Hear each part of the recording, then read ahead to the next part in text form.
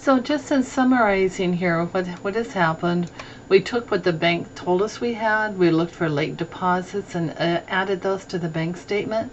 We found out how many of our checks that we have written have not yet gone through the bank for payment, subtracted those to get our adjusted bank statement balance. We also wrote down how much we had in our cash account right here, and that would be the same amount in our checkbook. They should match. We looked for anything that the bank added to our account, which was a note that they collected in our name. We wrote down when our boss took money out of the cash machine, but with the cash machine and didn't tell us.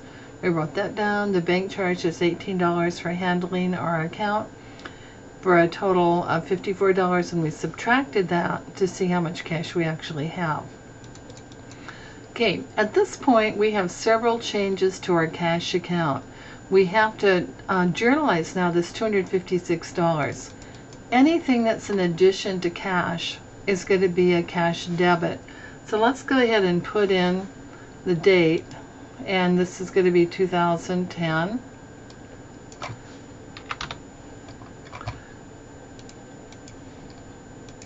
And November 30th. And the account we're going to debit is cash because cash is increased. And it's increased for this amount up here, $256. Now, someone paid off a note that they owed us. It's like an accounts receivable, only it's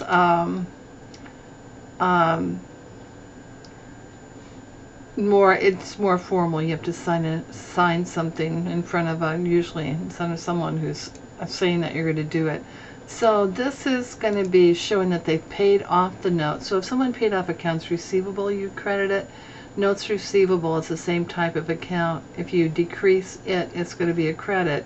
And also we made income of $6. So this is a new revenue account. We've had interest expense before. We also now have interest income. We also have to deal with this $36 here that the owner took out for personal use. Anything in the deduct section is going to be a credit to cash. So let's go ahead and put in the month here.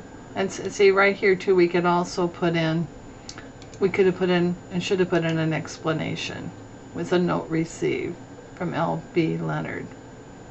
Okay, so now also on the 30th we're going to deal with this $36. We know we're going to credit cash because cash is decreasing.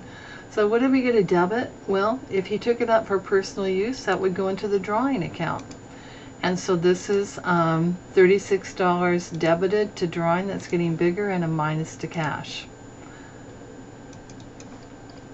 Okay, and we can explain that it was an ATM withdrawal, and you can put a date on there too if you wish, to tell which one it is. Okay, skip a line. We're going to go to this $18 here.